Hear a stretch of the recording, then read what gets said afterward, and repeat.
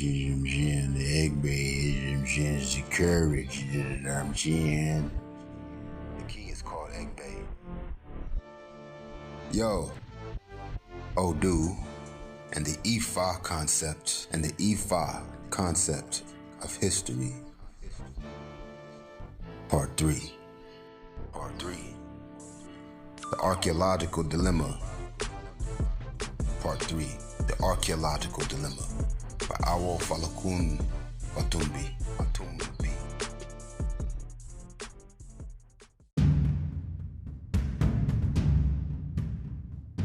In the Ifá creation story, Obatala creates land on a planet, Aye, that is covered with water. After the land, In the Ifá, is formed, Obatala climbs down a chain to live on earth. In Ifá sacred scripture, the Orisha, force in nature, always have a range of incarnations, a tunwa, giving them different functions as the cycles of evolution unfold. The most distant incarnations manifest as natural phenomenon. The most immediate incarnations manifest as human behavior, reflecting a specific mode of behavior represented by deified ancestors. During the earliest incarnation of Obatala, described in the Ifá creation myth, the Orisha, force of nature, symbolizes the transformation of light into matter.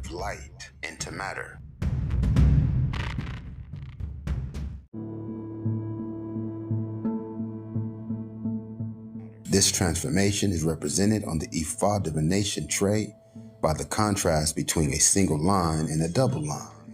This transformation is represented on the Ifá divination tray by the contrast between a single line and a double line. The chain used to climb from Orun to Aye symbolizes the holographic blueprint for creation contained within light, meaning the seeds of evolution are present at the beginning of time, at the moment of cosmic inception.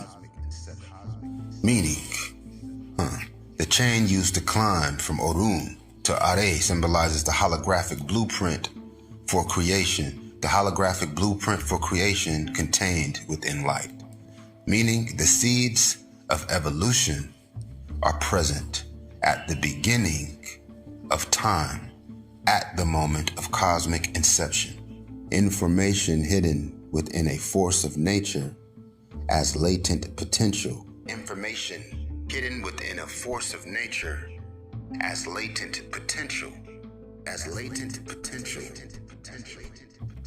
Can be described as the spirit of a particular aspect of creation. Information hidden within a force of nature as latent potential can be described as the spirit of a particular aspect of creation.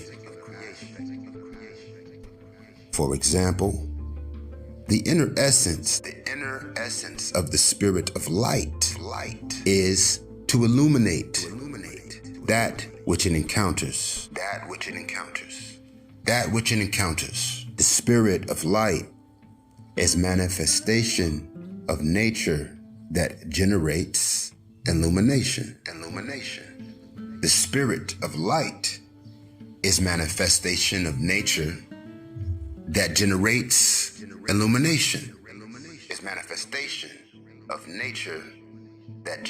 illumination. Light.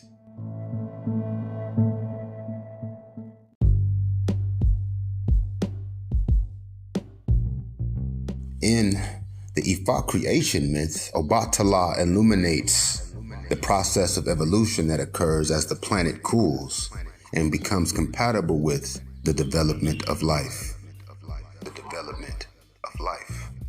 This illumination can be described as Ori Allah, meaning the consciousness of light, as the root word of Obatala's praise name Orisanla, meaning Consciousness brings light.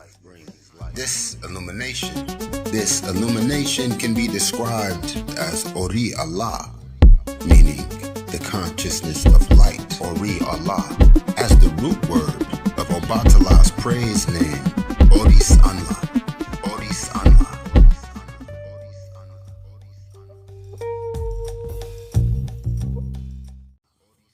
Meaning, consciousness brings light.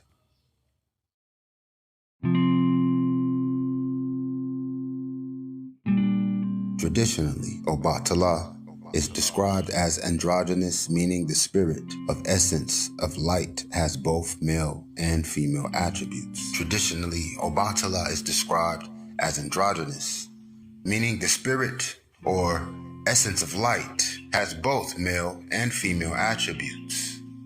In the symbolic language of Ifá metaphysics, male attributes are expansive, symbolized by a single vertical line, and female attributes are contractive, symbolized by a double vertical line. In the language of physics, electromagnetism is male. Gravity is female, representing the fundamental polarity between dynamics and form. Gravity allows matter to hold a consistent shape, while electromagnetism is the force of decay and regeneration. In Western scientific language, light, Allah, can be characterized as both wave, male, and particle, female, giving it an androgynous quality. Using this symbolic language of Ifá. In Western scientific language, light, Allah, can be characterized as both wave, male, and particle, female. The Awo, secret wisdom associated with Obatala, clearly expresses an understanding of the dual nature of light. This is a remarkable observation, predating similar observations in Western science by thousands of years. The traditions of our distant ancestors used myth to integrate science, history, and to provide a template for spiritual growth.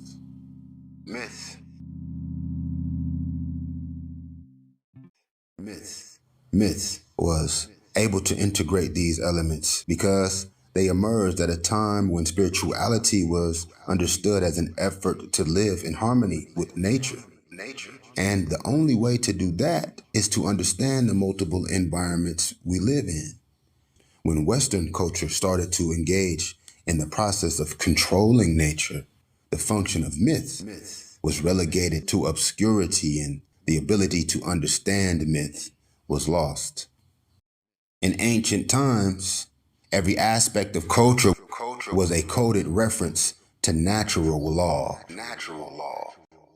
In ancient times, every aspect of culture was a coded reference to natural law. Obatala's staff symbolizes the polarity between light as wave and light as particle. The stick is cut in the form of a serpent, symbolizing Ashe, spiritual power of the earth, or the ability of light to form a particle, and the serpent is crowned by a bird, symbolizing the Ashe, spiritual power of the sky, or the ability of light to form a wave, as generated by the sun. The integration of these two forces, or the creation of harmony and balance between them, is at the heart of Awo, Obatala, the mystery of the spirit of light. In Ifá cosmology, Odu is described as the womb or source of all various manifestations of light in the material world. Odu exists in Orun, the invisible realm, where the male aspect of Obatala is called Ije Ogbe, and the female aspect is called Ofun Meje.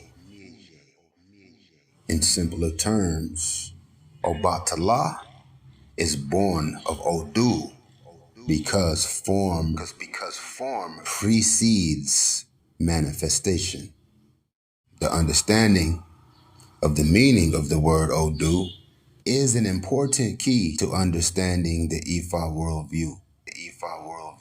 Every Odu womb is considered an interdimensional portal linking Orun to Aye, including the female reproductive organs which function as an interdimensional portal for the manifestation of Igun ancestors who become Omo, children in the process of Atunwa, reincarnation. Women, as guardians of this portal, in both the physical and spiritual realm, are the traditional sources of prophetic wisdom, Gilide, and the source of Ashe for the installation of Oba, Yoruba kings, and the source of Ashe for the installation of Oba, Yoruba kings. Women,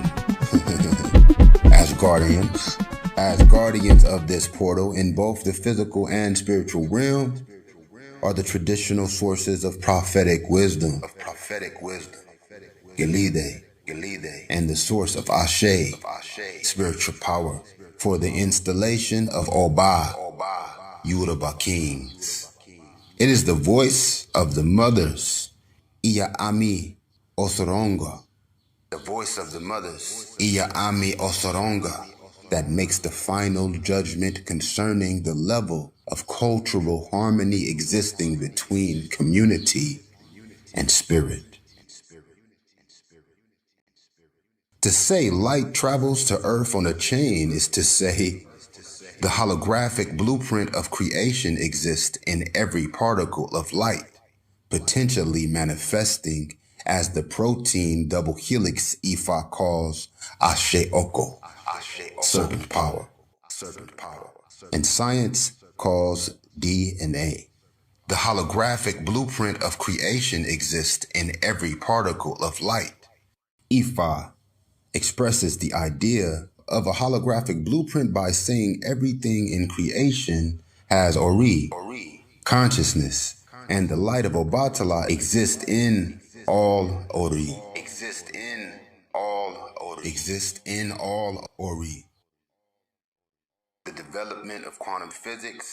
The development of quantum physics is based on the observation that subatomic particles do not behave in a mechanistic way. Subatomic particles respond to stimuli with a range of options that are mapped in a cyclotron and referred to as the probability curve of a particular element. This is an indirect way of saying that subatomic particles make choices. An ability to make choices is the fundamental definition of consciousness. In both academia and the mass media, African spirituality is typically characterized as primitive superstition. A close examination of the meaning of Ifá symbolism clearly reveals the existence of a paleophysics, ancient science of the structure of reality. Hermeneutics is the name given to the academic study of religious symbols. As a discipline, the study of African religious hermeneutics is generally ignored by Western academia, raising the question of whether this exclusion is unconscious racism or the deliberate suppression of what might be considered threatening information about the basic structure of reality. Even a rudimentary study of the literature on African spirituality reveals the influence of both agendas on any discussion of the topic. If some effort is not made to identify these negative influences, those who are interested in learning about African spirituality through the use of the written word are often given distorted information without realizing it. These distortions are rewritten and passed on as fact in a painful movement away from source. For example, Every version of Ifá scripture written in English has censored and removed most references of female Ashe. There seems to be no discernible reason for this, other than the influence of Christian theology that identifies women of power with evil. This identification is incompatible with both Ifá scripture and with Ifá practice outside the diaspora.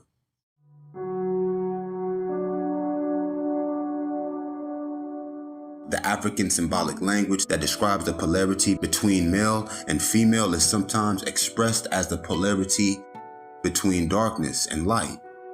Any association between darkness and evil is a Western convention that does not reflect the original meaning of the symbol. In symbolic language, darkness means hidden. All awo, mystery, is hidden until it becomes revealed. All mystery is unrevealed truth. And truth, by definition, is life affirming. And truth, by definition, is life affirming. When Obatala arrives on Earth, he is described as ruling the land with a silver sword. In symbolic language, a sword represents conscious thought. In Ifá, silver is used for abori, which is a ritual cleansing used to elevate consciousness. Ifá describes the era of Obatala as a time when the distance between Orun and Aye was short, and humans walked among the Orisha. Western occult traditions describe this as the Golden Age, a time when humans inhabited the earth in a state of peace and harmony with each other and the environment. Living in harmony with our environment includes an understanding that we live in a multidimensional universe.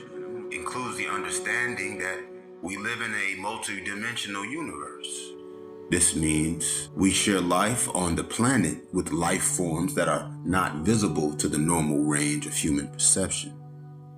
The more a person is able to access a state of harmony, the broader their perception becomes, opening an expanded awareness of the unseen influences that help shape life on Earth. Christian theology refers to this process as exploring the occult and judges it to be a sin. To refer to self-understanding as a sin is to deify ignorance.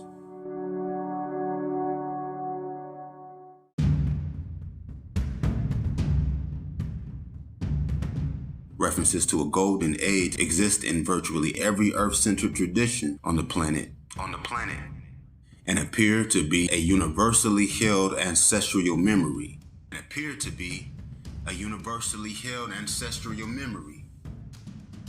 To understand this aspect of Ifá creation myth requires some understanding of Yoruba history. According to Ifá oral tradition, the first Oba, king of the Yoruba nation, was Oduduwa, from the Elysian Odu, womb, and Dudu, black, Iwa, character, meaning the invisible source of character. The word black in relationship to the word womb is a reference to the invisible or hidden mystery of creation. The name Oduduwa suggests someone who manifests the essential nature of creation. The Ifá creation myth says Oduduwa came from the east and settled in the country now called Nigeria. At this point, the narrative has two distinct components. First, Obatala arrives at In the Ifá and becomes the progenitor of the indigenous people of the earth. The reference to Oduduwa appears to suggest settlers from another part of Africa joined the original people who lived in and around In the Ifá. Migration, immigration, and assimilation are natural cycles of any culture that is thousands of years old. A simple study of Yoruba linguistics shows a wide range of cultural influences from across the continent and in the Middle East. I have visited the shrine of Oduduwa in Aleketu. It is in the home of the Oba of Aleketu, who is a direct descendant of Oduduwa. The oral tradition of the shrine of Aleketu says that Oduduwa migrated to the west from Egypt after becoming initiated as a pharaoh.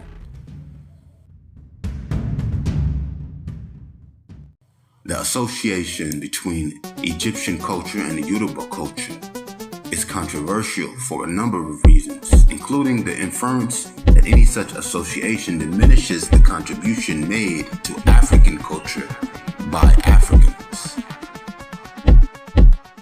Some of this controversy is, I believe, the result of the deliberate denigration of African history in general, and Egyptian history in particular, by those historians who use political agendas to distort the historical record. An examination of this record shades light on some of the reasons for the controversy and gives some background on the confusion and contradictions that make any understanding of African history a challenge. One of the first European archaeological studies of ancient Africa occurred when Napoleon invaded Egypt in 1798. One of the first European archaeological studies of ancient Africa occurred when Napoleon invaded Egypt in 1798. He brought with him a team of scholars who made a detailed study of the stone structures near Cairo and started the European tradition of looting artifacts without regard to the sentiments of the colonized culture. At the time of the French incursion, European scholars believed the European culture originated in Greece. The French scholars who traveled with Napoleon came to the conclusion that Greek culture originated in Egypt.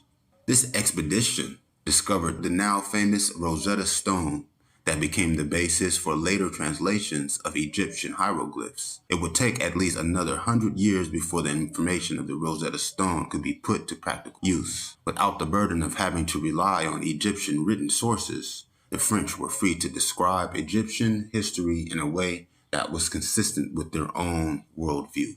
They decided the pyramids of Giza were built by Joseph to store grain during the biblical era or Jewish captivity. They believed the significant contributions of Egyptian culture came as a result of the migration of non-Africans to the Nile Basin for no objective reason other than the fact that they didn't want to believe Africans were the ultimate source of European culture.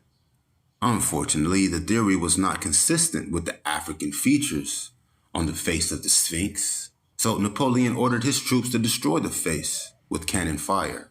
At the time of this desecration, the Sphinx was buried up to its neck in sand, and the face was an easy target. To this day, the grain storage theory is prominent belief about the purpose of the pyramids among fundamentalist Christians. Prejudice becomes intractable once it is promoted as the Word of God. Prejudice becomes intractable once it is promoted as the Word of God. The French effort to date Egyptian culture was influenced by a meeting of London booksellers that occurred in 1779, 21 years prior to Napoleon's expedition. The French effort to date Egyptian culture was influenced by a meeting of London booksellers that occurred in 1779. Collectively, the British cabal raised funds to publish a 42-volume compendium titled Universal History. Collectively, the British cabal raised funds to publish a 42-volume compendium titled Universal History. Universal History. After consultation with the prominent theologians of the day, the publishers determined that God's creation began on August 21st, 4004 BC. 4004 BC. The meeting was contentious because some of the theologians argued in favor of a March 21st date as the first day of Genesis. All subsequent European interpretations of history were obliged to conform to this timeline. The sciences of biology and geology have pushed back the actual date of creation by 13 billion years. But historians And Egyptologists continue to frame the timeline of written history in a way that makes it consistent with the early British timeline generated by the Christian Bible and by the authors of the universal history. This is an early manifestation of one of the most prevailing attitudes guiding academic history or academic historical research. Not knowing Jerry Falwell is more important than being objective, because Jerry is an advisor to the president, and the federal government is the source of 80% of all research funding for the universities in the United States. The British were skeptical of the grain storage theory promoted by the French. It seemed a bit excessive to move 3.5 million stones to support 2 small rooms that would only hold a minimal amount of food. Contemporary Egyptologists link the pyramids of Giza to Pharaoh Khufu, sometimes called Cheops. They base their conclusions on archaeological evidence provided by a British soldier named Colonel Richard Howard Vyse. In 1836, the colonel hired 700 laborers to dig through the floor of the Queen's Chamber inside the Giza Pyramid. Finding nothing, he decided to blast through the roof of the King's Chamber using gunpowder. After blowing holes through 3 layers of crossbeams, the colonel claims to have discovered a hand-painted cartouche, royal insignia, in a small space between the granite crossbeams. They are the only inscriptions of any kind found either inside or outside the Giza Pyramid. An analysis of the writing indicated it used hieroglyphics from 3 different historical periods, all dating from a time after the reign of Khufu. The original reaction to Howard Vyse's discovery concluded the hieroglyphics were fakes and suggested the colonel was the person most likely to have committed the fraud. Despite his total lack of credibility, the colonel's discovery was embraced by academia because it met the important requirement of fitting within the biblical timeline. Ignoring the obvious problems with inscriptions, Egyptologists continue to associate the Giza Pyramid with Pharaoh Khufu. Ignoring the obvious problems with the inscription, Egyptologists continue to associate the Giza Pyramid with Pharaoh Khufu. The unorthodox theory is that Khufu built the structure as a tomb. There are approximately 80 pyramids in Egypt. Less than a dozen mummies have been discovered in and around any of these pyramids, and those were clearly placed underground long after the original construction. Pharaohs are buried in subterranean tombs, most notably in the Valley of Kings. There are approximately 80 pyramids in Egypt. Less than a dozen mummies have been discovered in or around any of these pyramids, and those were clearly placed underground long after the original construction. Pharaohs are buried in subterranean tombs, most notably in the Valley of Kings. There is absolutely no Egyptian text that identifies the Pyramid of Giza as a tomb. None. Anywhere. There is absolutely no Egyptian text. that identifies. Egyptologists as a group tend to believe their own analysis of artifacts is superior to the history recorded by the Egyptians themselves. Egyptologists as a group tend to believe their own analysis of artifacts is superior to the history recorded by the Egyptians themselves. Italian Egyptologists with access to material hidden in the Vatican basement claimed the Egyptians had knowledge of the exact dimensions of the planet and used this knowledge as the basis for their system of measurement. In the 19th century, the British were obsessed in their effort to find the dimensions of the Earth as an aid to navigation and shipping. In 1882, 42 years after the dubious discoveries of Howard Vyse, Sir William Flinders Petrie traveled to Cairo to measure the ancient stone monuments in hopes of unlocking the mysteries related to the size of the Earth. To his astonishment, the 13-acre base of the pyramid was flat to a tolerance of 1/4 inch across the entire surface, a level of precision not possible at time and not possible today. He also discovered the dimension of the pyramid incorporated an understanding of properties of pi, a mathematical formula believed to have been discovered by the Greeks. His analysis of the data he collected suggested the scale of the pyramid was in direct proportion to the size of the Earth, indicating a precise knowledge of the distance of the equator. He also discovered the Egyptian unit of measurement was remarkably similar to the British system, suggesting an ancient influence based on previously unknown interaction between the two cultures. He also discovered the Egyptian unit of measurement was remarkably similar to the British system. While taking his measurements, Petrie noticed that many of the stones inside the pyramid appeared to have saw marks and drill marks. The depth of spin on a drill hole can be measured, and the depth of each rotation determines the amount of pressure coming from the bit. Petrie's measurements indicated the drills were using in excess of 2 tons of pressure, which is absolutely and physically impossible with hand-powered tools. The saw marks cut through a granite, leaving a surface as flat as glass. There are no hand-held saws in existence that can duplicate the same level of precision. Petrie's obvious conclusion was the stones were dressed with power tools. The response from Egyptologists to his discoveries about stone cutting was a thunderous silence.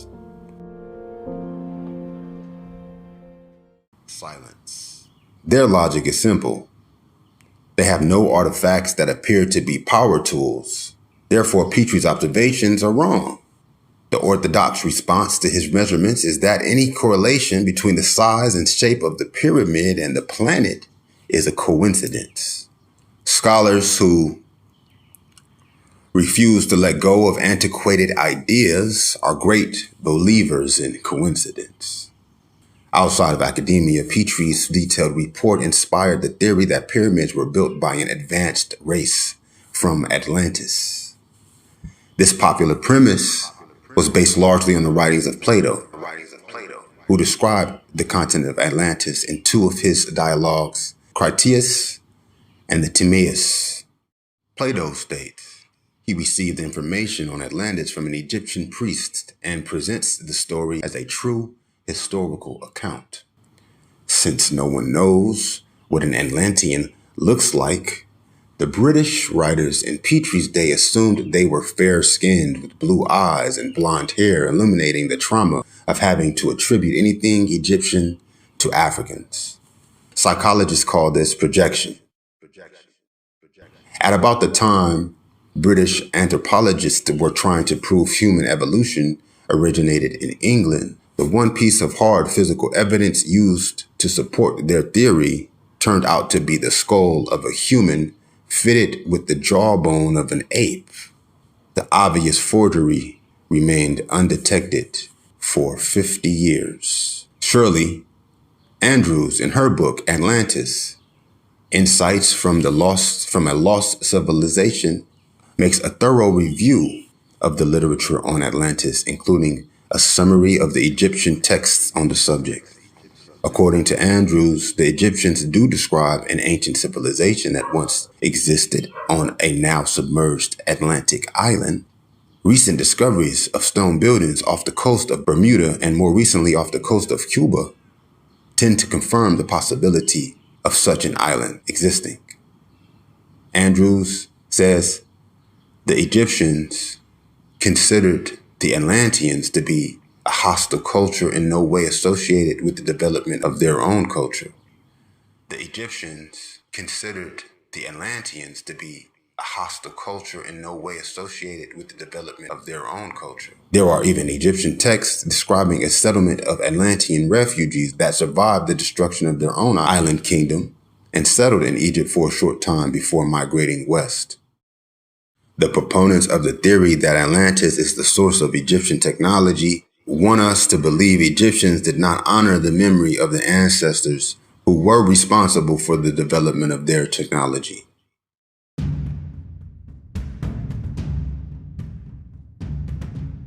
Egyptian culture, like virtually all traditional cultures in Africa, is deeply rooted in veneration of ancestors. The idea that any significant ancestors would be ignored for any reason is not credible from a cultural perspective. The Atlantis Genesis story simply does not work. At the turn of the 20th century, German archaeologists were uncomfortable with the idea that European culture was in any way related to Africa. The politically correct German theory of cultural genesis was that a superhuman race of superior beings lived in the center of the earth, under the illumination of a black sun. This race emerged onto the surface of the earth in Tibet, migrated to Mesopotamia, created a migratory culture known as the Akkadians, who settled in Greece before reaching their final destination in southern Europe. One of the most prominent German archaeologists of this era was R.A. Schwaller de Lübecks, who, to his credit, managed to rise above his political bias. In the course of Lübeck's explorations, he noticed that most Egyptian temples faced south. His examination of temple texts indicated the orientation was based on the desire to honor the ancestors of the Nile culture. To the dismay of his colleagues, Lübecks was saying that Sudan and Ethiopia was the ancestral home of those who built the pyramids. This meant Africans created indigenous Egyptian culture.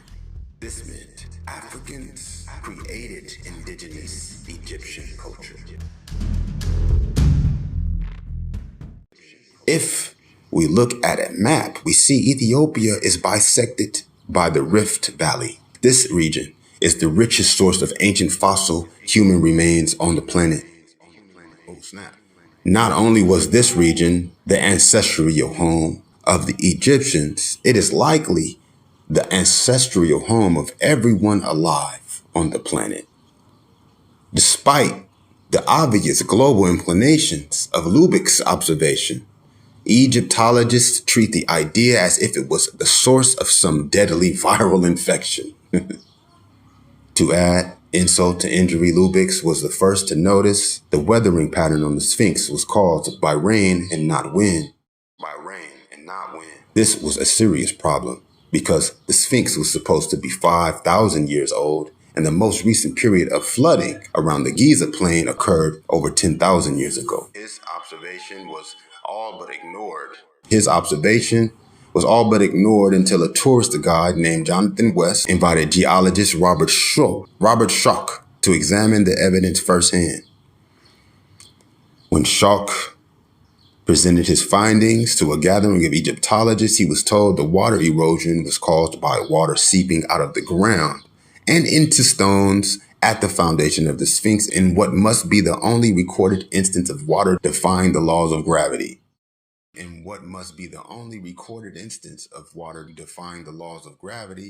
For the past 20 years, there's been a vigorous effort by Egyptologists to prove the pyramids could have been built using simple tools and simple methods. They have gone so far as to film a documentary building a mini pyramid in Egypt based on the premise that they could use simple technology to accomplish the task. The initial efforts failed, so the pyramid was built using modern equipment as proof the ancient Egyptians needed no extraordinary technology to accomplish the task. The largest stone involved in the experiment weighed 2 tons and was moved with trucks and cranes.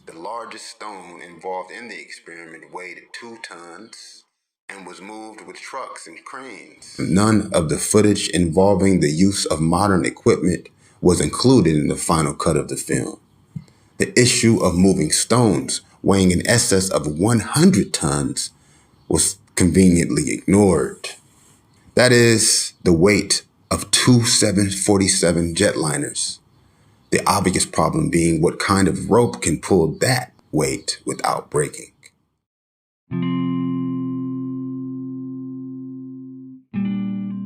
Most of the history of Egyptology appears to be a reflection of the resistance by self-proclaimed experts to accept obvious evidence due to a difficulty in accepting the accomplishments of ancient African culture. It does not seem to be fair to attribute much of this difficulty to an ethnocentric bias that has no foundation in reality. The deliberate distortion of the historical records seems to have reached an all-time high during a recent documentary showing exploration of one of the 4 shafts inside the Giza pyramid. The special featured a robotic camera traveling up the shaft to a stone door that was drilled open before a camera was inserted through the hole to reveal another door. Dr. Hawass, the director of Egyptian antiquities, explained the shaft was added to the tomb of Khufu long after it was originally built. He claims the shafts were chiseled through the stone to provide an escape for the pharaoh's soul. That's possible. The problem is the shaft is approximately 8 inches square and travels for 150 feet before making a sharp right angle. The entire shaft inclines at a consistent angle with tolerance similar to those measured by Petrie. The entire shaft inclines at a consistent angle with tolerances similar to those measured by Petrie. In order to accomplish the task as described by Dr. Hawass, a stonemason would have to use a chisel 150 feet in length. I cannot imagine how Dr. Hawass could make such a statement to reporters. It would appear Fox Television is spending a large amount of time and resources in an effort to obscure the truth. Rupert Murdoch owns Fox Network. He immigrated to the United States from Australia when it was discovered his bank funneled money from the CIA to an opposition candidate who toppled the Australian incumbent. If you remember the movie Falcon and the Snowman, based on a real incident, you will remember the Timothy Hutton character plays a CIA radio operator who discovers the manipulation of the Australian election and sells the information to the Soviet Union. That's when Murdoch decided to move to America. It was against the law for a foreigner-born national to own a television network in the United States. Congress passed a special exemption for Murdoch, allowing him to make the purchase, allowing him to make the purchase. All of this begs the question, why the deception? What is it that everyone is afraid of? And what does any of this have to do with the Ifá creation myth? Egyptian historical records carved on the walls of the Temple of Luxor include a list of dynasties that push the date of early Egyptian culture back 45,000 years. 45,000 years. Egyptian historical records carved on the walls of the Temple of Luxor include a list of dynasties that push the date of early Egyptian culture back 45,000 years.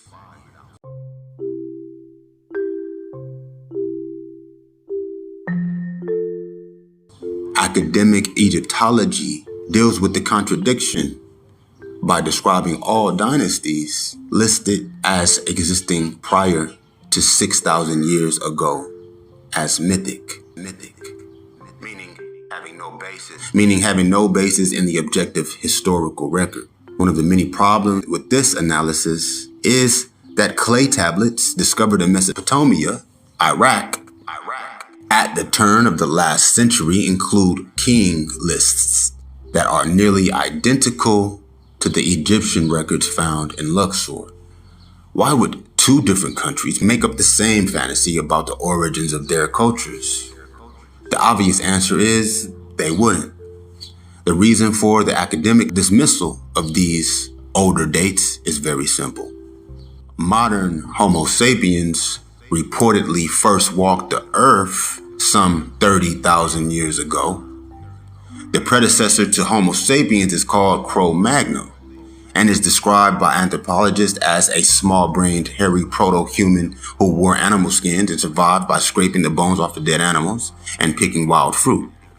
If the Egyptian timeline on the temple inscription is correct, Cro-Magnon communities built the pyramids, developed a sophisticated system of geometry, invented a complex system of writing, and made accurate measurements of the size of the Earth, and charted the relationship between the planets and the sun. Carl Sagan, a great defender of academic orthodoxy, admitted there were books in the Library of Alexandria, Egypt, that traced human history back 100,000 years. 100,000 years. Those books were supposedly destroyed in a fire. This seemingly innocent statement by the late, great, legendary Dr. Sagan appears to be confirmation of the possibility that Orthodox history is a deliberate deception.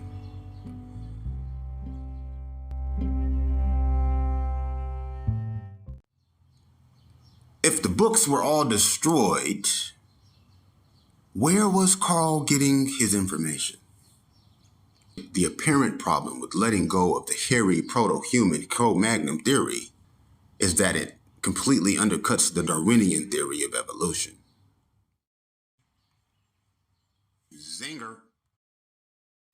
The apparent problem with letting go of the hairy proto-human Cro-Magnon theory is that it completely undercuts the Darwinian theory of evolution. Without Darwin and the notion of survival of the fittest, there is no justification for elitism, imperialism, colonialization, proselytization, and the exploitation of resources in non-Western countries. It is not hard to imagine that the foundations that fund historical and scientific research might find the subversion of these ideas to be unworthy of funding. If it is true that Yoruba culture interacted with Egyptian culture, an examination of Egyptian history should help illuminate the Ifá creation myth. If it is also true that Western academia accounts of Egyptian history are politically and racially biased, the best alternative source is clearly the oral accounts of the Egyptians themselves.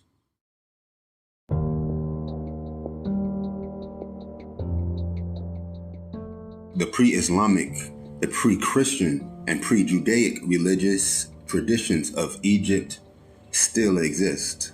The pre-Islamic, the pre-Christian, and pre-Judaic religious traditions of Egypt still exist. Indigenous Egyptian religion has survived in Egypt in much the same way that Yoruba religion survived in the diaspora by going underground. In the past 10 years, a small number of indigenous Egyptian religious elders have started to speak publicly about the oral legacy left by their ancestors. Among them is Abd el-Hakim Awiyan, who has assisted in the preparation of several books that provide a glimpse into traditional Egyptian oral history. In the Land of Osiris by Stephen S. Mihler, Hakim Awan makes it clear that dynastic Egypt was based on the culture of Kemet. And he says the culture of Kemet is of unmistakable African origin. The civilization of Kemet was made up of indigenous African families who were not superior outsiders. They did not come from Atlantis, and they did not arrive from another planet. Even though Zulu does mean that we're from Mars. The word Kemet means the black land. The use of the word Egypt was a Greek invention, coming from the Greek word Egyptos, that is a corruption of the Coptic Egyptian phrase Hitkapata, meaning the place of projection of the god Ptah. A corruption of the Coptic Egyptian phrase Hitkapata. Egyptos, meaning the place of projection of the god of Ptah. In the Egyptian creation myths, Ptah created the world.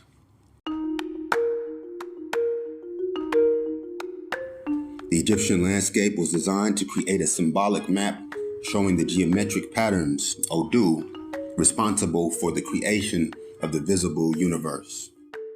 The Egyptian proverb that has become a cornerstone of Western esoteric thought says, as above, so below, creating structures in stone that mirror the structures of creation amplifies the power of creation, ensuring fertility, harmony, abundance, and peace, based on the belief that life works.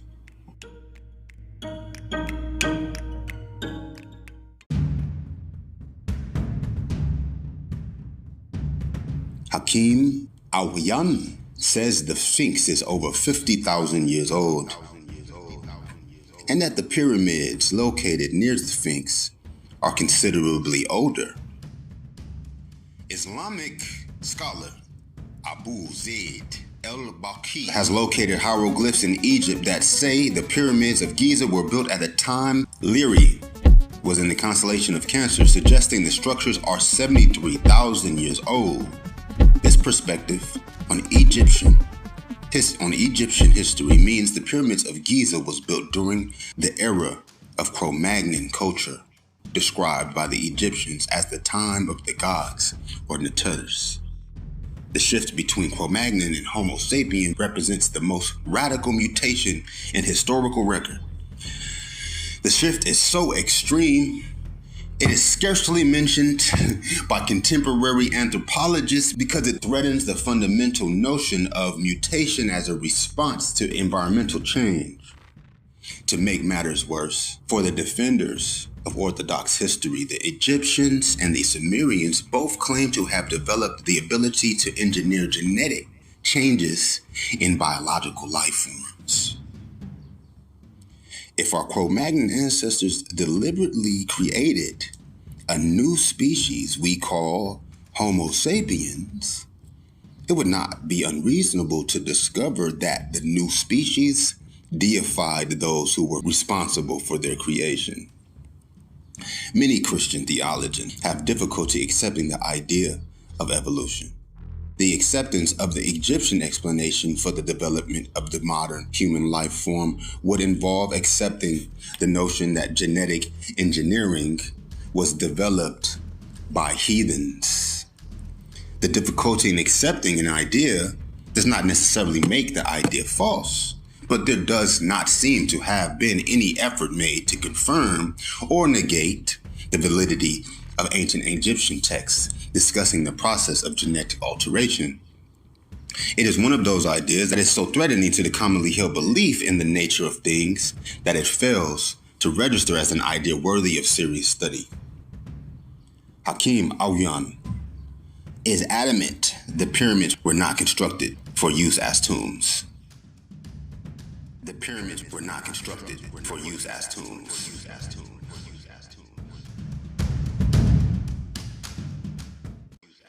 Is adamant the pyramids were not constructed as use for tombs.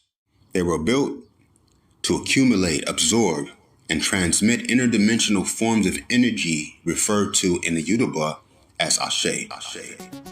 The pyramid at Giza is not a tomb. It's not a grain storage silo. It's not a stone monument with an encoded secret message. It is not a beacon for extraterrestrial spacecraft. It is a machine.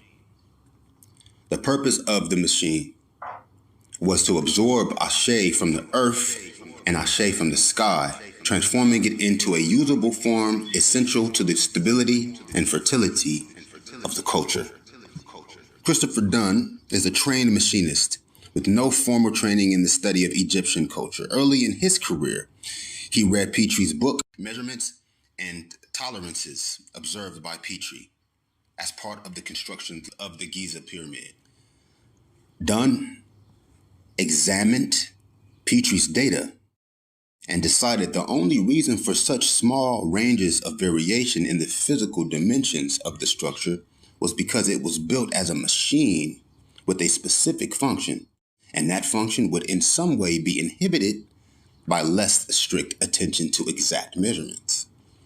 Dunn decided to back-engineer the structure based on the premise that any variable theory concerning the function of the pyramid would have to explain all the architectural features and anomalies. Following 20 years of study, Dunn published his conclusions in a book called The Giza Power Plant, Technologies of Ancient Egypt. In his summary, he makes the following statement. If my power plant theory was based on evidence from a singular exhibition or a few artifacts, critics and skeptics could rightly attribute that evidence is pure coincidence. However, I have amassed a plethora of facts and deductions based on sober considerations of the design of the Great Pyramid and nearly every artifact found within it that, when taken together, all support my premise that the Great Pyramid was a power plant and the King's Chamber is its power center, facilitated by the element that fuels our sun, hydrogen, and uniting the energy of the universe with that of the earth. The ancient Egyptians converted vibrational energy into microwave energy. For the power plant to function, the designers and operators had to induce vibrations in the Great Pyramid that was in tune with the harmonic resonant vibrations of the planet Earth. Once the pyramid was vibrating in tune with our Earth's pulse, it became a coupled oscillator and could sustain the transfer of energy from the Earth with little or no feedback whatsoever. The three smaller pyramids on the east side of the Great Pyramid may have been used to assist the Great Pyramid in achieving resonance. Much like today was use smaller gasoline engines to start large diesel engines. Much like today,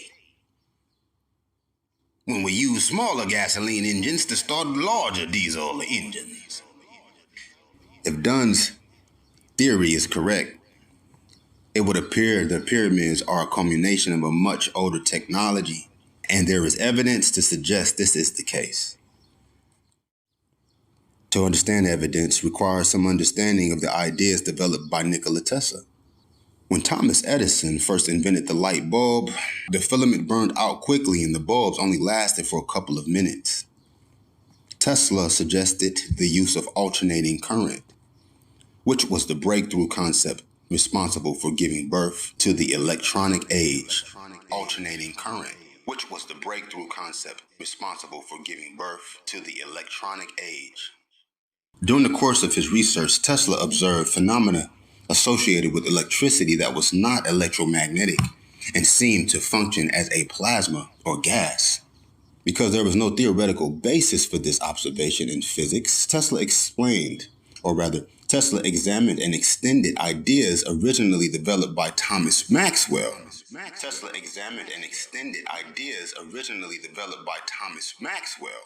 Without going into technical explanation, Tesla called the unknown phenomena radiant energy,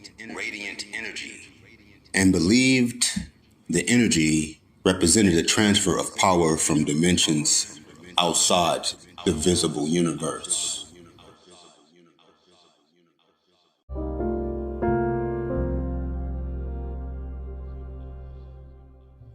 He was able to design machines that separated radiant energy from electrical current. The same process described by Dunn as the basis for ancient Egyptian technology. The machines were able to access an interdimensional power source without having to mimic structures the size of the Pyramid of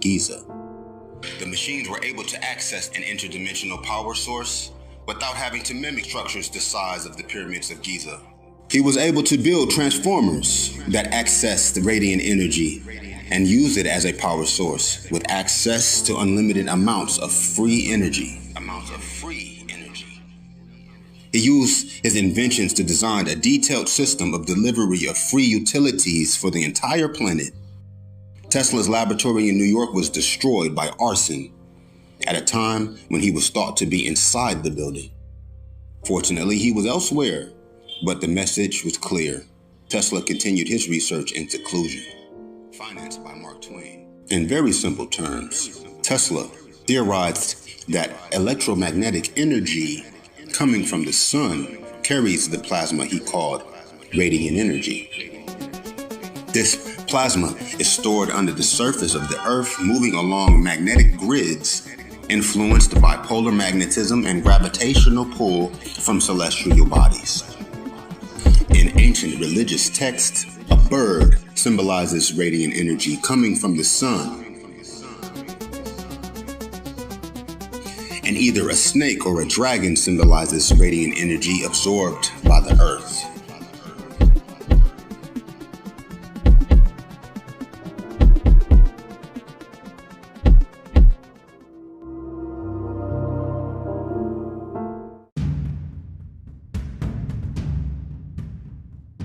Anyone who has spent time in the rainforest will know that lights looking like a camera flashbulb can be seen periodically lighting up the trees. These flashing lights are natural manifestations of an interdimensional transference of radiant energy, and they are universally identified by inhabitants of the rainforest as spirit birds. Serpent power from the earth occasionally becomes visible in the form of ball lightning that periodically appears along fault lines following an earthquake. When serpent power becomes visible inside a cave, it looks like a long, undulating red snake. The ancients appear to have noticed a unique phenomenon when the radiant energy of the sun entered the mouth of the cave and commingled with the serpent energy of the earth. The places where this junction of natural forces occurred were identified as sacred sites. Igbodu.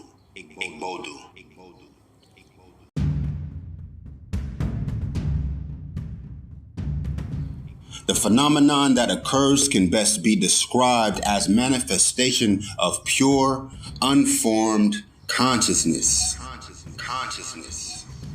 Our ancient ancestors observed this phenomenon and made an amazing discovery. They noticed that anyone standing in the presence of unformed consciousness influenced the manifestation of the radiant energy, which amplifies any thoughts directed towards it. They also discovered this amplification could be projected onto the natural landscape by channeling toward underground tables. The bend in the river at Oshun's shrine in Oshogbo. At some point more than 100,000 years ago, our ancestors started building mounds in an effort to replicate this natural phenomenon. The development of these mounds occurred all over the planet and led to the understanding and accessing natural power sources that eventually manifested itself in the construction of the pyramid, Giza. Because of their age, very little was known about the people who have come to be called mound builders. What is known is deduced from the paintings and carvings they left on rocks and inside caves. The shamans who developed this early sacred technology are always depicted with shaved heads and carrying a serpentine staff crowned by a bird, exactly like the Oshun staff carried by initiates of Obatala. In some drawings, they appear to be wearing white robes. There is no way to tell where and when this priesthood originated, but it is clear from an archaeological record it was a global society affecting every continent on the planet.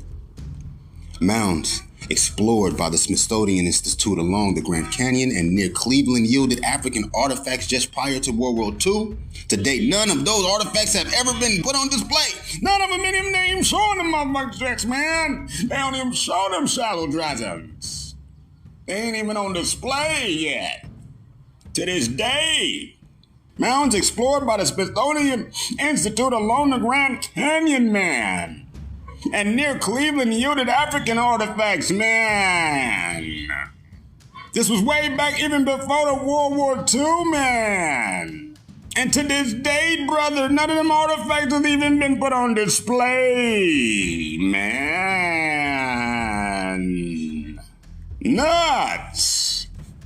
It was the task of the early shamans of the bird and the serpent to ensure only those with good character and good intentions had access to the radiant energy manifesting as unformed consciousness.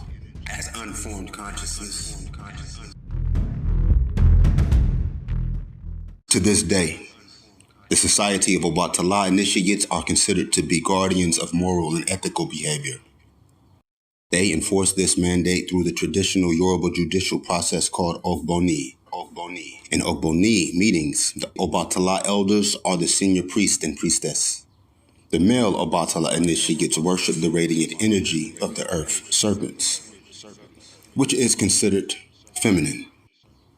And the female Obatala initiates worship the radiant energy of the sky, birds, which is considered masculine. Between them, the world is born. The Ogboni temples have the same floor plan as Egyptian temples.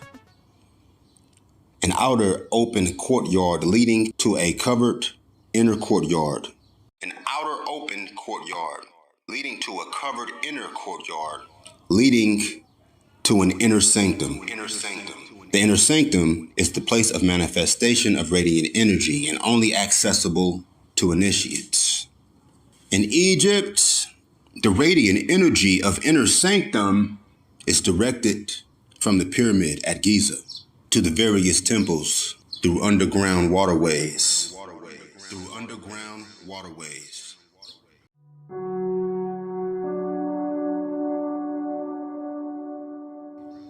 If Yoruba culture has been influenced by Egyptian culture, there should be pyramids in Nigeria as part of the fundamental structure of Ifá spiritual technology.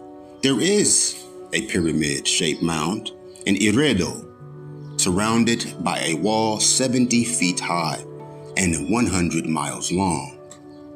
Local tradition associates the earthworks with Bilkisu Sumbo, which is the Islamic name for the Queen of Sheba.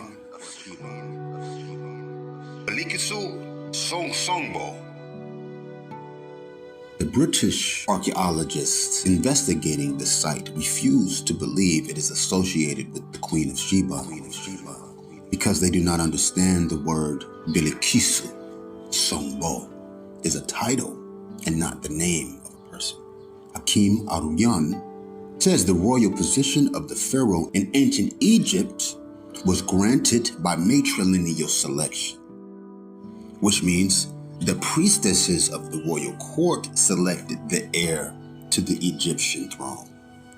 The priestesses, who were a part of the selection process, worshipped the cow, and the cow is represented in Egyptian sculpture as resting its chin on the head of the pharaoh. And the cow is represented in Egyptian sculpture resting its chin on the head of the pharaoh, a symbol of making the head, or initiation. The cow is sacred to Hathor, and Hathor is Egyptian equivalent to Iyami Osorango, the voice of the women who have direct involvement in the selection of the kings of the Yoruba culture.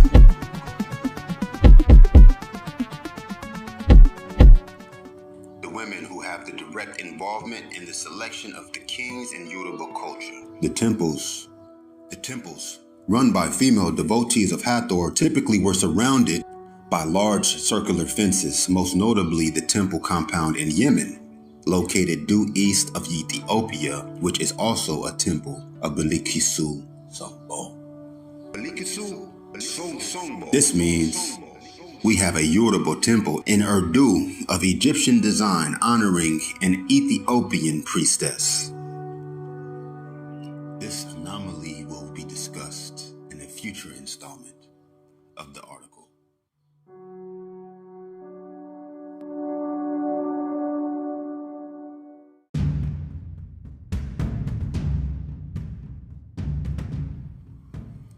Back to the point. Christopher Dunn has confirmed Hakeem Arion's statement about the function of the pyramid from a technological point of view. Both Tesla and Maxwell have provided a theoretical explanation that supports Dunn's description. Hakeem Arion obviously does not need any validation to carry forward the wisdom of his ancestors, but those who study culture and history might want to consider the validity of oral tradition as a way of understanding history, as opposed to the more popular method of trying to get history to conform to popular prejudice. According to Egyptian creation myth, the universe came into existence through the ejaculation of Ptah. Science calls this the Big Bang, the explosion of all the potential energy and matter in the universe generated from a single source of infinite density. In Yoruba, this singularity is called Oyeji, meaning the eternal rock of creation, the stone from which everything is born. The reason stones are sacred in Yoruba culture, rocks are the eternal mother. If you take an ordinary rock and blow it up, all you have left is the scattered debris.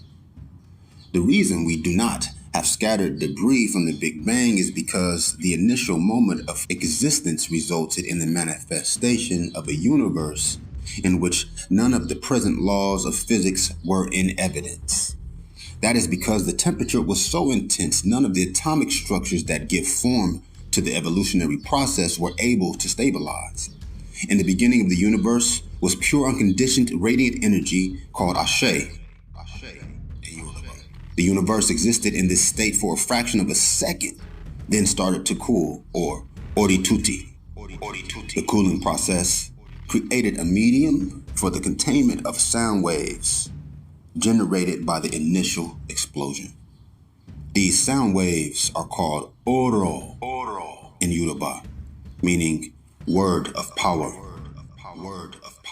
Eka in Egyptian. Sound creates invisible geometric patterns that permeate time and space. Okay, now we have it. There we have it. Okay, all right, now how we have it. Here we have it now. There it is. Okay. Sound creates invisible geometric patterns that permeate time and space, commonly called string theory in physics. These patterns create invisible structures for increasingly complex manifestations of Ashe. These patterns create invisible structures for increasingly complex manifestations of spiritual power, eventually leading to the manifestation of physical matter. These structures are the foundation of consciousness and the basis for the Yoruba belief that everything in the universe has ori, consciousness. The primal geometric patterns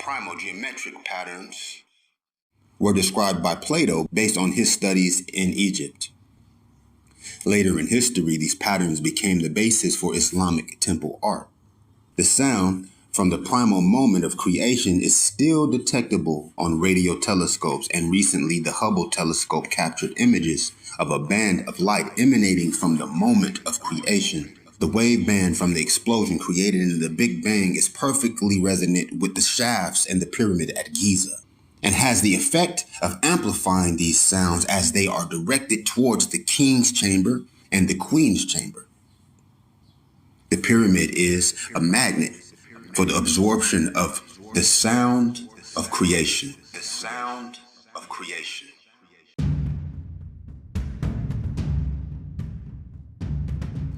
Yes, our ancient African ancestors were that sophisticated, and we are only beginning to rediscover their ageless wisdom.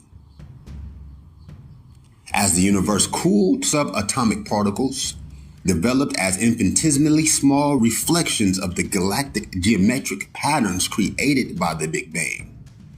As the universe cooled, subatomic particles developed as infinitesimally small reflections of the galactic geometric patterns created by the Big Bang. These patterns are all spherical in form, with a variety of plus and minus electromagnetic polarities existing within the sphere. As the universe cools, these patterns replicate with increasing degrees of density. Ifá refers to this process as the descent of Ashe from Orun, the invisible realm, to Aye, the physical realm. The structure of these forms can be examined by studying Platonic geometry. But this is only half of the picture. Form is sustained by dynamics, meaning a system of energetic propulsion moving the form through the cycle of life, death, transformation, and rebirth. The infusion of form with dynamics is mapped in the markings of Odu. The infusion of form with dynamics is mapped in the markings of Odu. The infusion of form with dynamics is mapped in the markings of Odu, which are two-dimensional symbols of a three-dimension energy exchange described in part 1 of this article. Odu patterns.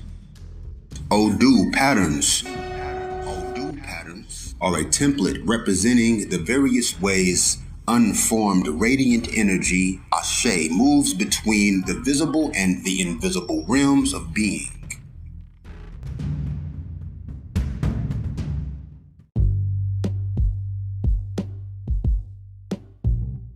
Visualizing the geometric patterns created by sound infused with radiant energy created by constant motion implicit in the structure of Odu generates a visual map of the essential nature of everything that exists in the physical universe.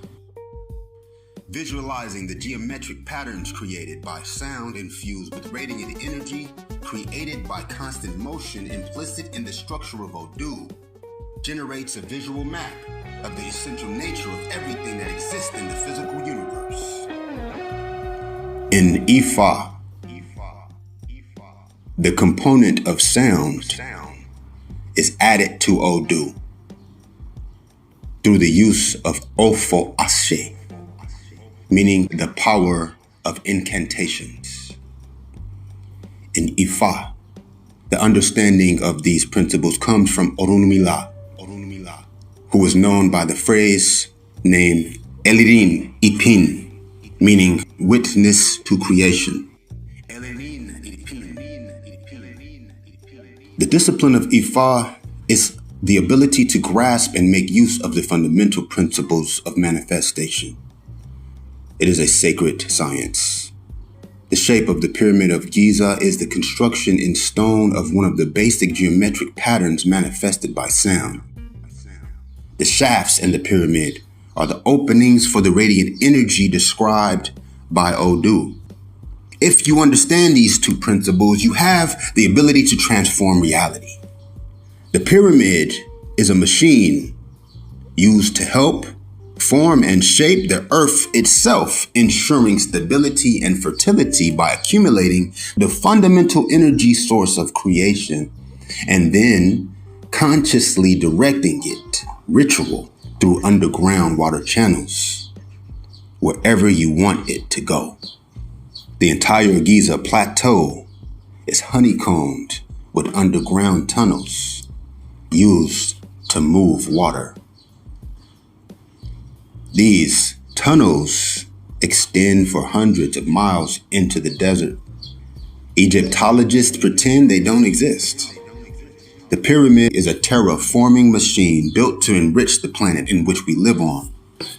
The sacred technology used to operate this machine is still evident in Nigeria among the Yoruba initiates of Ifá.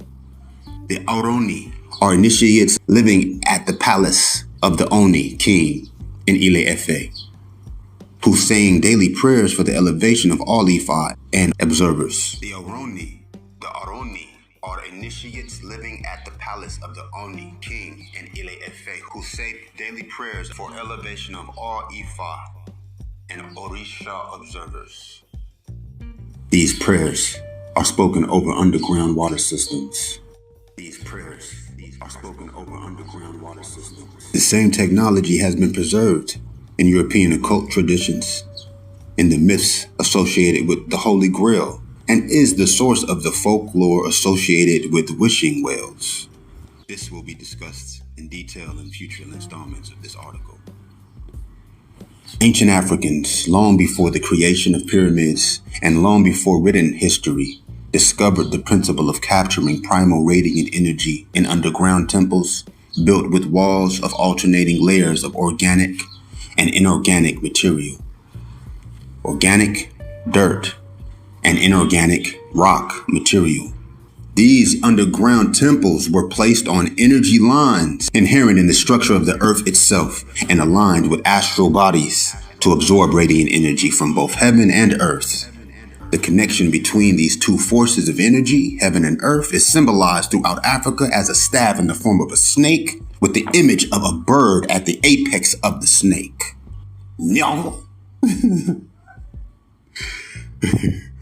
In Yoruba culture, yeebers.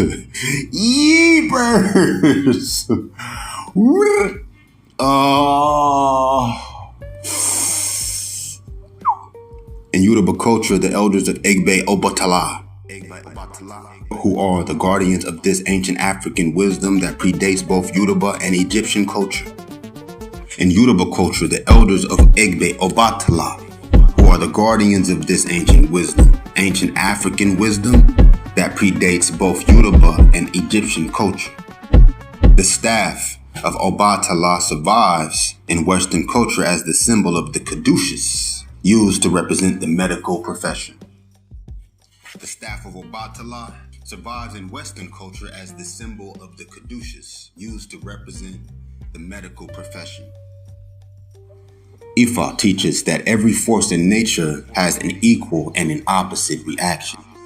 Ifá teaches that every force in nature has an equal and opposite reaction. The closer modern science comes to rediscovering the mysteries of our ancient ancestors, the more insidious becomes the opposition to that discovery.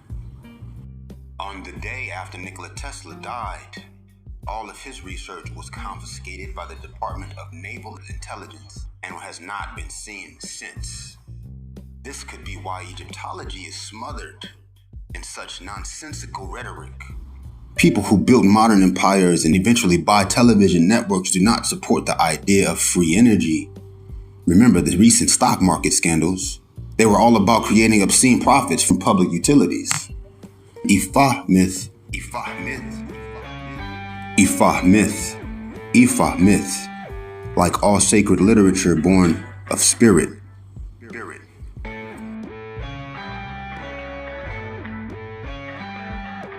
is both a reflection of real history and a key towards understanding the inner dimensions of the human struggle to grasp the meaning of self and world. If we take another look at the Ifá creation myth and interpret the waters of the earth as the unformed consciousness of the human spirit, we are blessed with the revelation of a true Awo mystery. Just as the magical ritual of Obatala creates land on the planet, the ritual and discipline of Obatala worship creates land in the midst of the chaos in our unconscious self. It is a formula for what psychologists call self-actualization. Obatala created land called In the Ifá, meaning the house of love. In the endeavor we call historical research, that is known as a big clue.